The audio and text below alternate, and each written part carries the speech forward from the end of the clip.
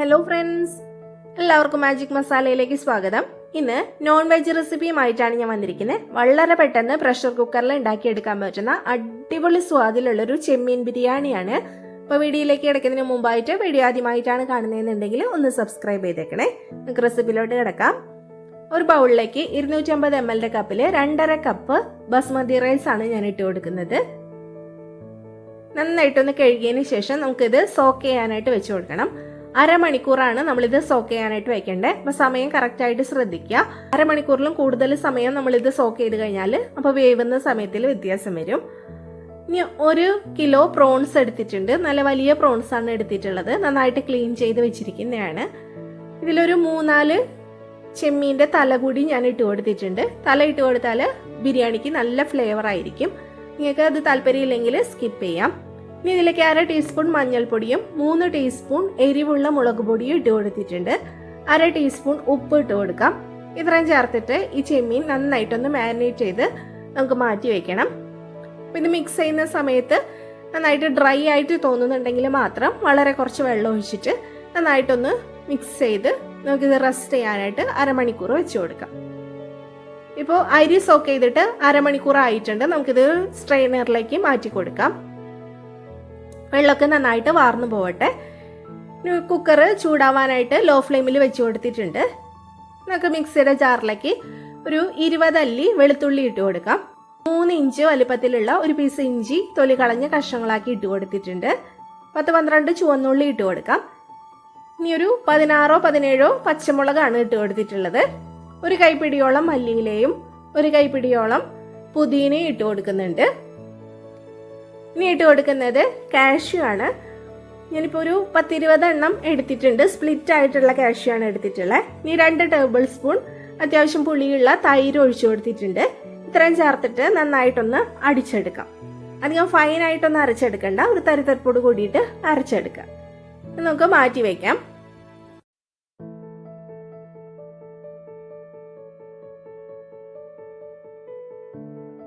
അപ്പം നമ്മുടെ കുക്കർ ചൂടായിട്ടുണ്ട്. ഇനി നമുക്കിതിലേക്ക് 4 ടേബിൾ സ്പൂൺ ഓയിൽ ഒഴിച്ചു കൊടുക്കാം. ഇനി 4 ടേബിൾ സ്പൂൺ നെയ്യ് ഒഴിച്ചു കൊടുക്കുന്നുണ്ട്.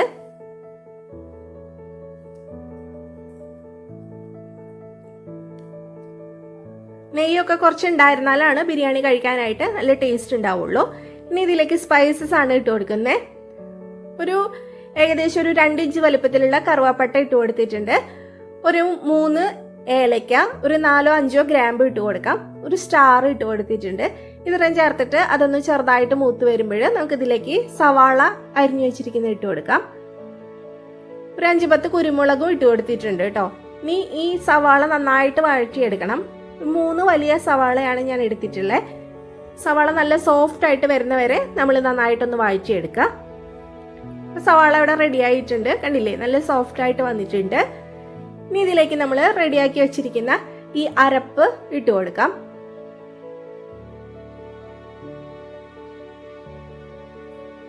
ഇനി ഇതിന്റെ ഈ പച്ച ടേസ്റ്റ് ഒക്കെ ഒന്ന് പോയി ഈ അരപ്പ് നന്നായിട്ടൊന്ന് വഴന്ന് വരണം.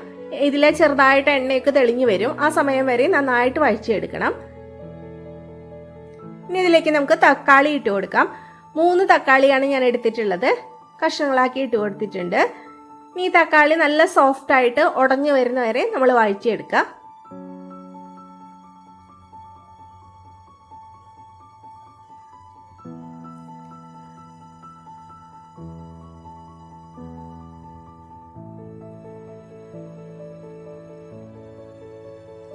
ഇപ്പൊ തക്കാളി നന്നായിട്ട് വഴന്ന് കിട്ടിയിട്ടുണ്ട്. കണ്ടില്ലേ, ഇതുപോലെയാണ് നമ്മൾ വഴറ്റിയെടുക്കേണ്ടത്. ഇനി ഇതിലേക്ക് നമുക്ക് മല്ലിപ്പൊടി ഇട്ട് കൊടുക്കാം. 3 ടീസ്പൂൺ മല്ലിപ്പൊടിയാണ് ഇട്ട് കൊടുക്കുന്നത്. 1/2 ടീസ്പൂൺ ഗരം മസാല ഇട്ട് കൊടുക്കുന്നുണ്ട്. ഇത് രണ്ടും ചേർത്തിട്ട് 1-2 മിനിറ്റ് കൂടി ഒന്ന് നന്നായിട്ടൊന്ന് ഇളക്കി കൊടുക്കാം.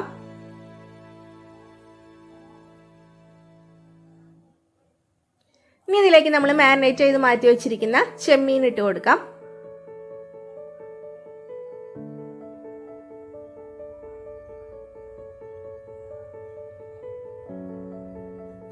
ഈ ഫ്ലെയിം കൂട്ടി വയ്ക്കുക. ഹൈ ഫ്ലെയിമിൽ വെച്ചിട്ട് 1-2 മിനിറ്റ് ഒന്ന് ഇളക്കി കൊടുക്കാം. ഈ മസാലയും ചെമ്മീനൊക്കെ നന്നായിട്ടൊന്ന് മിക്സായി കിട്ടണം. ഇതിലേക്ക് കുറച്ചും കൂടി ഉപ്പിട്ട് കൊടുക്കുന്നുണ്ട്. നമ്മൾ ചെമ്മീൻ മാരിനേറ്റ് ചെയ്തപ്പോഴും ഉപ്പിട്ട് കൊടുത്തിട്ടുണ്ടായിരുന്നു. ഇനി കുറച്ചും കൂടി ഉപ്പിട്ട് കൊടുക്കുന്നുണ്ട്. ഇനി നന്നായിട്ടൊന്ന് മിക്സ് ചെയ്തെടുക്കാം.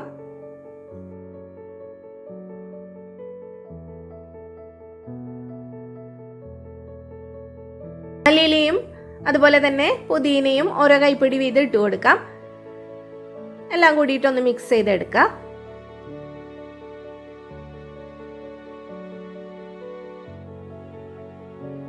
ഇനി അരി ഇട്ട് കൊടുക്കാം. നമുക്ക് വെള്ളമൊക്കെ നന്നായിട്ട് വാർന്നു പോയിട്ടുള്ള അരിയാണ്. ഇനി ഇത് വേവിക്കാനായിട്ട് നമുക്ക് വെള്ളം ഒഴിച്ചു കൊടുക്കണം.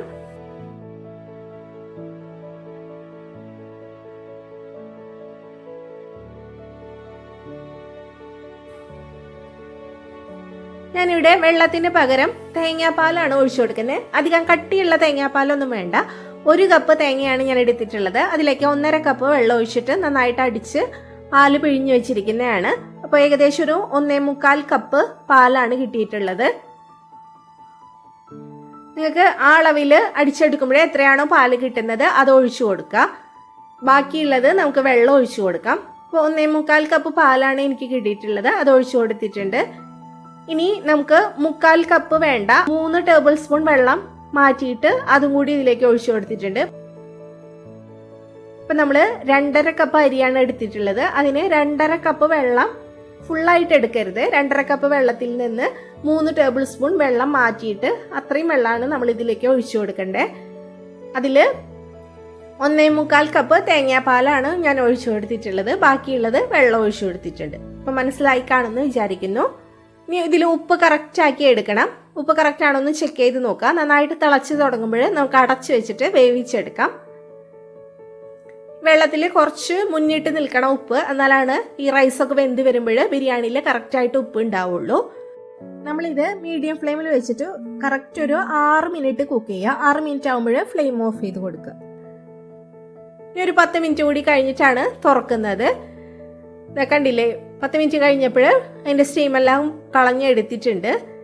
കറക്റ്റായിട്ട് വന്നിട്ടുണ്ട്. നമ്മളിങ്ങനെ മിക്സ് ചെയ്യുന്ന സമയത്ത് നല്ല ചൂടുള്ളത് കൊണ്ട് ചെറുതായിട്ട് കുഴഞ്ഞ പോലെ തോന്നും. പക്ഷെ ഒരു 10 മിനിറ്റ് കൂടി തുറന്ന് വെച്ചിരുന്നാൽ ഇത് കറക്റ്റായിട്ട് വരും. ഒട്ടും കുഴഞ്ഞൊന്നും പോവില്ല. ആ മസാലയൊക്കെ നന്നായിട്ട് പിടിച്ചിട്ട് നല്ല ഫ്ലേവറാണ് വരുന്നത്. അതുപോലെ കഴിക്കാനാണെങ്കിൽ അടിപൊളി സ്വാദാണ്. ഒരു പ്രാവശ്യമെങ്കിലും ചെമ്മീൻ ബിരിയാണി ഇതുപോലെ ഒന്ന് ഉണ്ടാക്കി നോക്കണം. കുക്കറിന്റെ അടിഭാഗം കണ്ടില്ലേ, ഒട്ടും തന്നെ അടിക്കൊന്നും പിടിക്കില്ല കേട്ടോ. ഇതുപോലെ ഒന്ന് ഉണ്ടാക്കി നോക്കുക. വീഡിയോ ഇഷ്ടപ്പെട്ടാൽ ലൈക്ക് ചെയ്യാനും ഷെയർ ചെയ്യാനും മറക്കരുത്. ട്രൈ ചെയ്ത് നോക്കിയിട്ട് ഫീഡ്ബാക്ക് അറിയിക്കാനും കൂടി മറക്കരുത് കേട്ടോ. താങ്ക്